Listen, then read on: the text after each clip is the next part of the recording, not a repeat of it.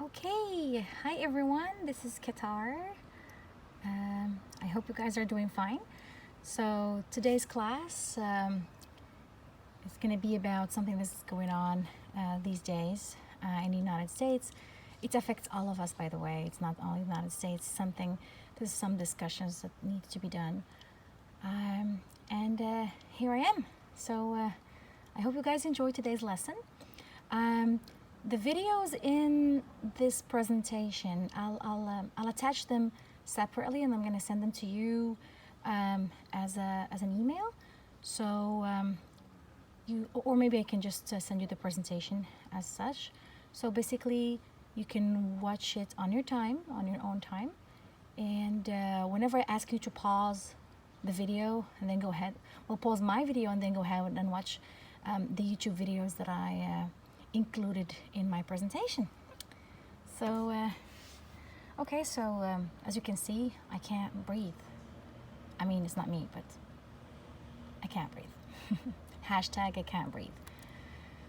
So, why is this sentence, I can't breathe, so symbolic these days? Like, yeah, whenever you open the TV, if you open the news, you would see a lot of people using the hashtag I can't breathe.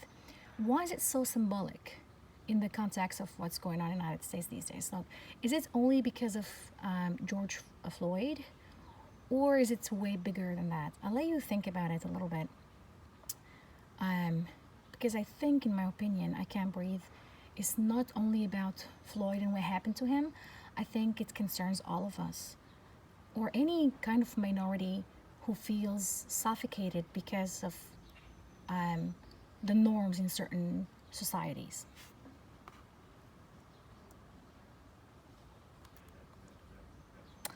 All right, so I'll get to the vocabulary part. So, a riot. So these are words we're gonna see either in some videos or in some contexts. So these are vocabulary items related to today's lesson.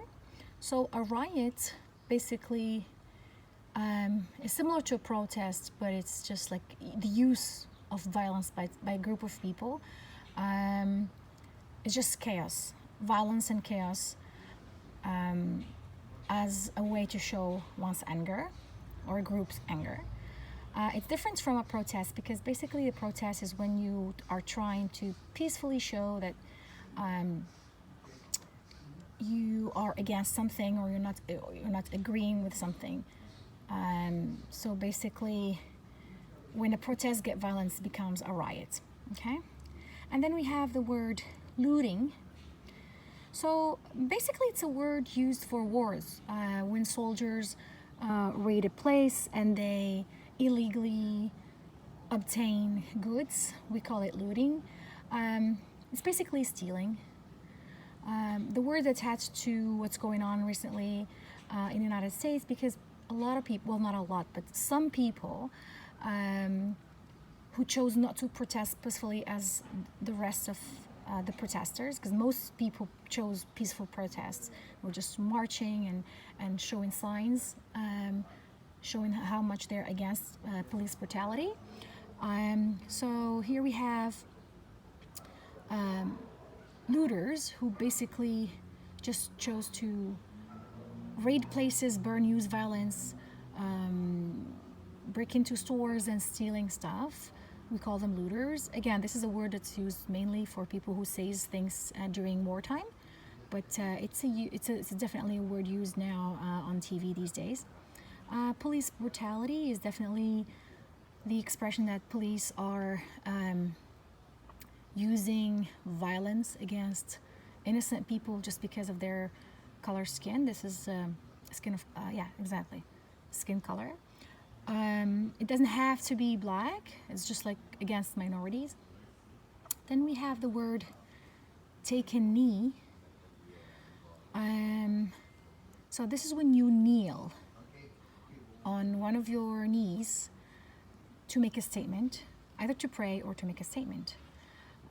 As we all know, we have seen this before in one of our previous classes. We've talked about Colin Kaepernick and how he knelt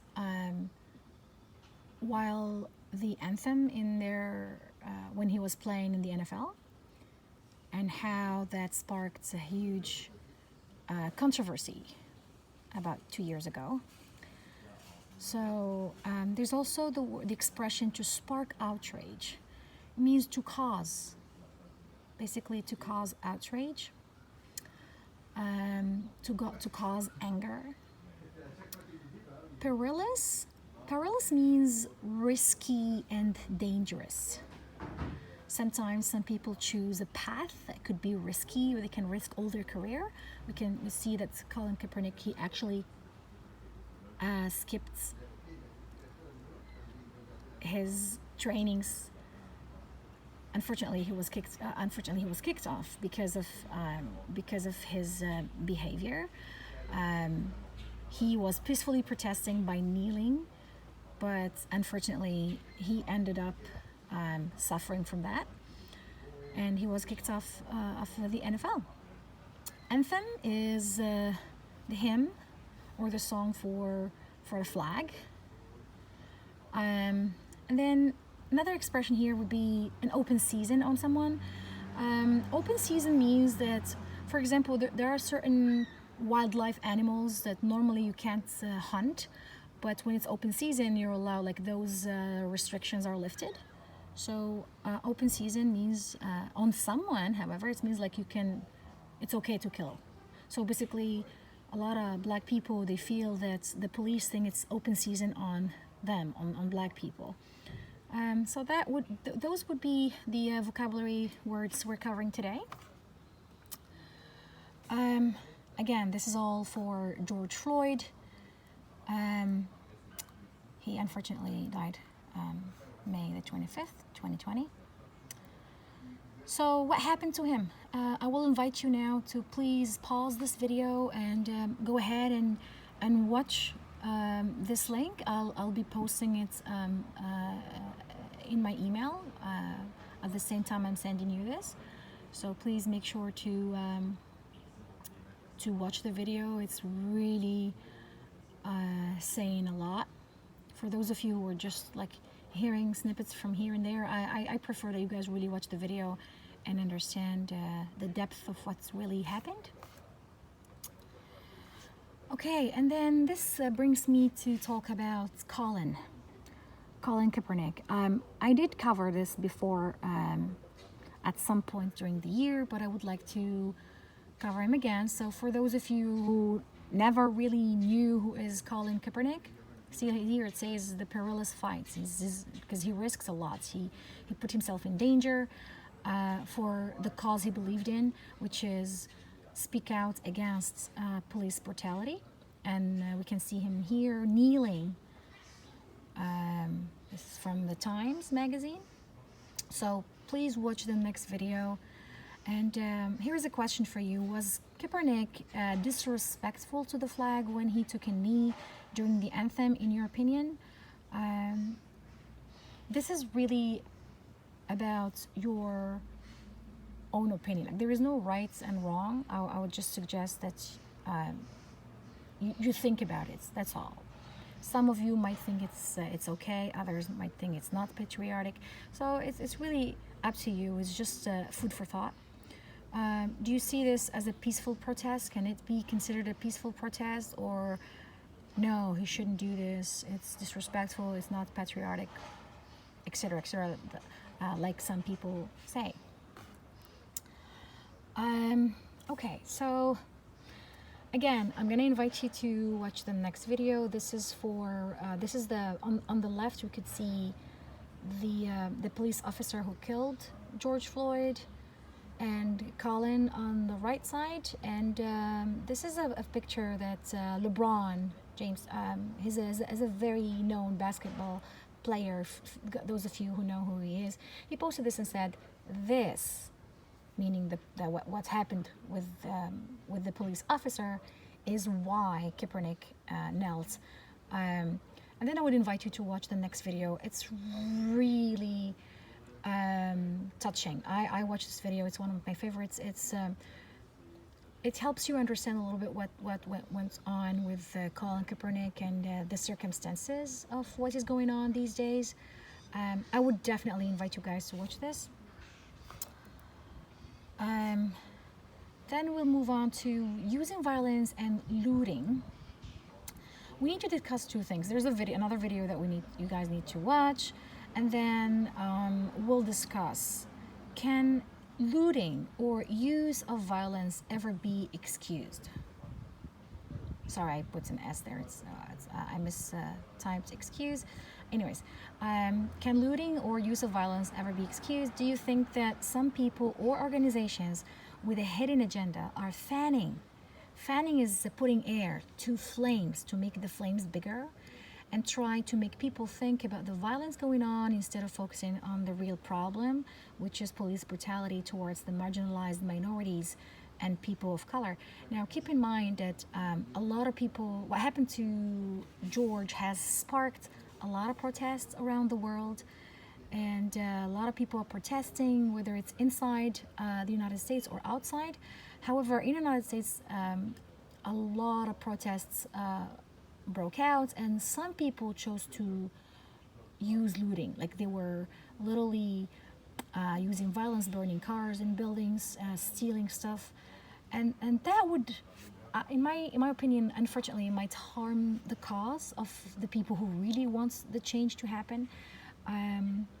So this is just again food for thought. Do you think that some hidden agenda are behind certain people pushing other people to commit certain crimes just to deter our attention from what's really the cause or what's really going wrong, and then focus on the savagery of some people by stealing and hurting others and maybe even killing, unexcused behavior. So, yep. And then here is the assignment. So basically, of course, looting is bad and is unacceptable, right, guys? And although most protesters were peaceful, others chose to loot, right? They chose to use violence, burn buildings and cars and so on and so forth. So do you think these looters should riot and keep doing what they're doing, basically? Since peaceful protests for many, many years, for decades now, they were never heard. People tried, like Colin Kaepernick, they tried many ways to stand up against police brutality, but nobody really listened to them. This is going on and on forever, and nobody heard their cries, I would say. Or should people keep protesting peacefully? So do you think that rioting is the right answer when peaceful protests don't go anywhere? Or do you think, no, people really should keep protesting peacefully until the change came about? So this is really a dilemma for some people. So here's my question to you. Which way you think is the right way? Is violence the solution? Or absolutely not? We never use violence against violence. We basically need to just keep protesting peacefully until change happens. So it's an opinion. So this is why I'm asking you guys to write an opinion piece. 4 paragraphs, introduction, 2 body paragraphs, and a conclusion. Guys, please don't forget to respect the requirements of the opinion piece, right? Which means you need to have your introduction with all the details that we have mentioned before, especially the thesis statements. And remember, guys, the thesis statement means your opinion, answering my question that I put above. So whether you're for or against rioting, are you for or against looting?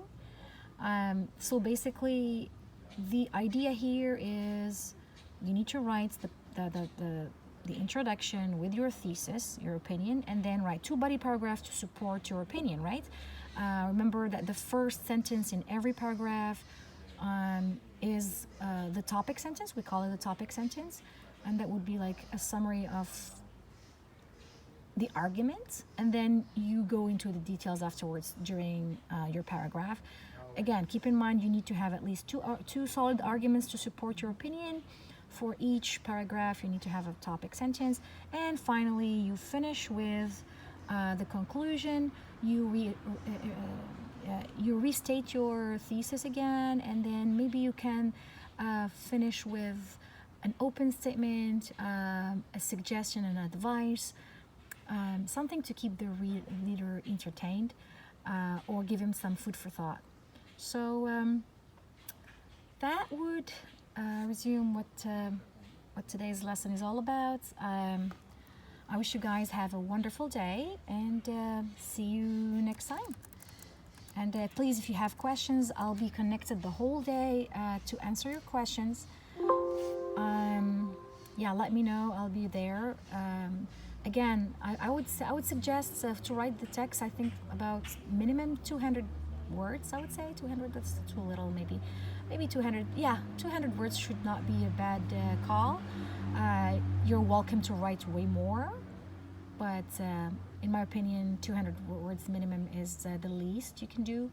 So yeah, so I wish you guys have a wonderful week, and I'll be waiting for your comments or questions. You're more than welcome. Have a wonderful day, guys. Bye.